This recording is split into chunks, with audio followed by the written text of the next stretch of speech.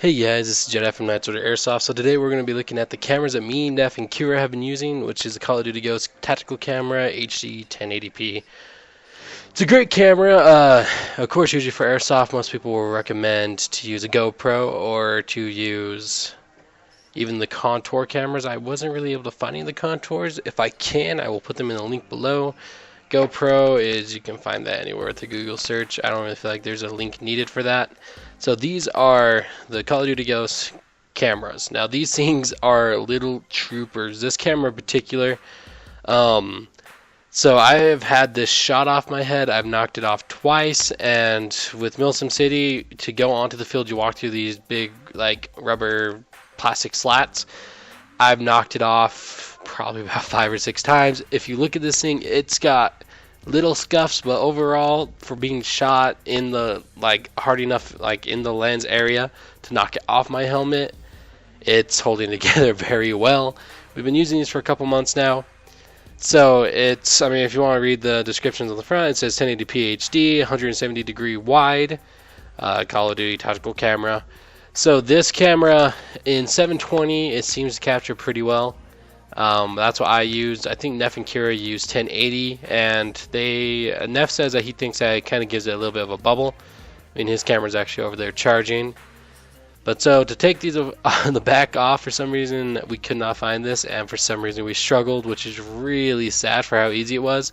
So you simply slide to unlock. Now we thought you had to pull this, which, I mean, you can force it that way, but the best way and the way it's meant to come off is to pull it outward, so pull it in that direction, and then lift up, and it'll come right off for you. So as you can see in there, you got your settings. You have your little 4 gigabyte micro SD card that it comes with. And then if we turn it on here, after I clip that back in, you'll have the green light activate. And then you can hit the status. The status will make it flash red a few times. I think it's to show battery life. I honestly don't know. So it flashes a few times. And now it shows that I'm recording in 1080p. The green light flashed. I don't know if you saw that. The little format, video format button you press, if it goes orange, you are in 720, which is what I use. If it's green, you're 1080. I like to use 720. Simply because I feel like that's the easiest. Now with the cable that it comes with, you can plug this straight into your computer. Just simply plug it in for where you plug it into charge. You can also do it in your computer. This is great if you don't have an adapter for USB to micro SD, or if you don't have like a port or a dock on your computer to do it with. And so we're going to turn it back off here. By doing that, you simply just hold the button a few seconds and then release. So this camera comes with a few different mounts. The mount that I use is the one currently on the mask I wear at Milsim City, and it's just zip tied on there. Now they do come with little sticky pads to try and use, but I just like to use the zip ties. Makes it easier to remove, replace, put other places. This has a sticky on the bottom of it. So you can do it like that, or you can simply just zip tie it, which I prefer. Now how the zip tie works is that you can take this and you slide it on. Now this will keep it, because I mean right now I could simply just slide it onto here, but the video is going to be sideways, so when I go into editing I have to rotate it to match that now, which is not preferred, and it's a lot harder to get off as I drop it right there. So you take this, you can put it on. Since I have my mask on my left side, it's going to go on the right side of the camera. And then it easily just slips on, and it stays on there pretty well. Like, it doesn't come off. And yeah. So that's the mask I use at Milsim City. Now for the masks that I got from Takaplupa, we cannot find a way to mount, because these are solid. You know, the mesh is more solid than most mesh masks. You can't really flex it at all. It's all made, I mean, this is a custom made, handmade mask by Takaplupa. You're not going to get any giveaway there.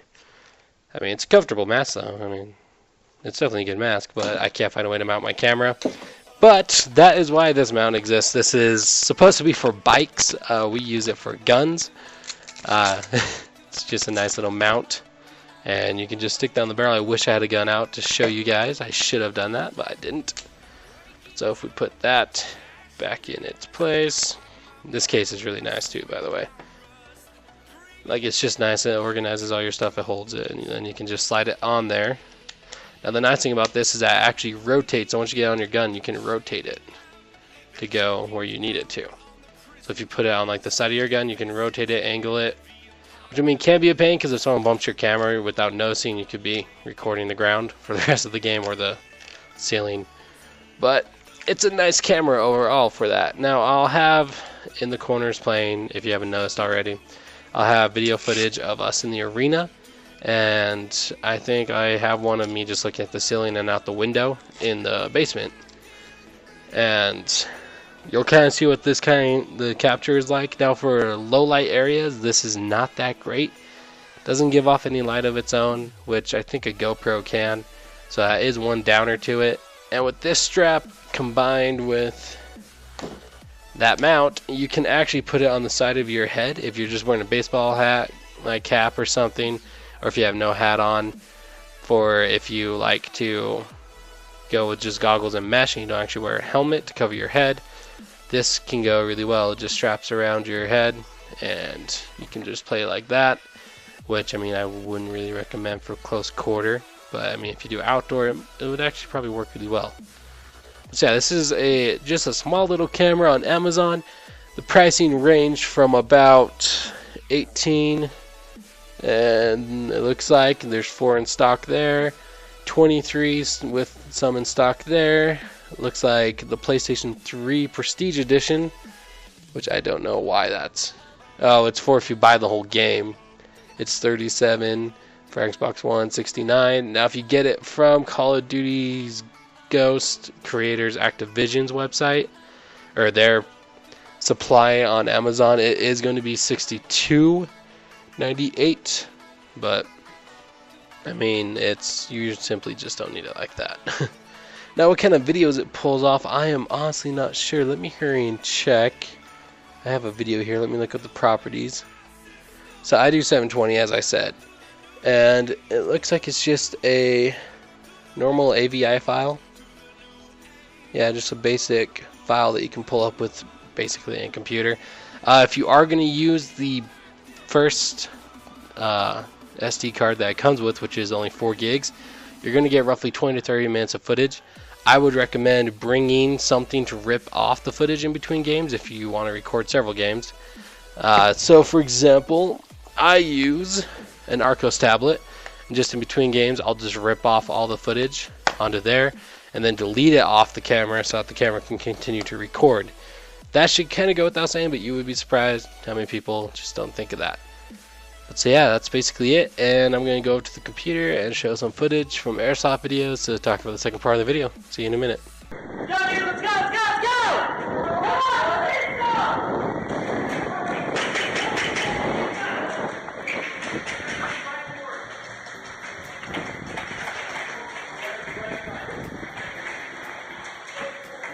Okay, so there's a sample from what the microphone sounds like on this camera. So, to get to the second part of the video about being a content contributor to Night Sword Airsoft, what that means and everything. So basically the reason that I want to get this going is because when it comes down to it, there are some videos that are missing from a couple weeks ago that I haven't posted. The reason is that we have 3 camera angles from 3 players.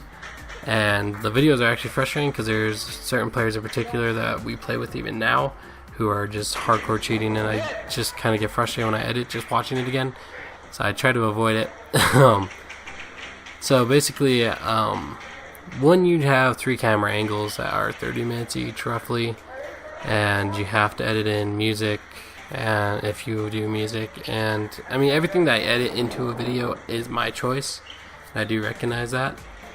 But it does make it really hard. In the video that I posted with the territories done right, that was about 7 hours of editing, because you have to watch every video, watch it again, watch it several times throughout editing to make sure you got the clips linked together correctly, that you got it in a way that you like it, and it's just a lot of editing to put into one video. And so I have asked the Kira and Neff to kind of, like, I told them I'll help them get capture software, I'll help them get music, I'll help them get everything that I use.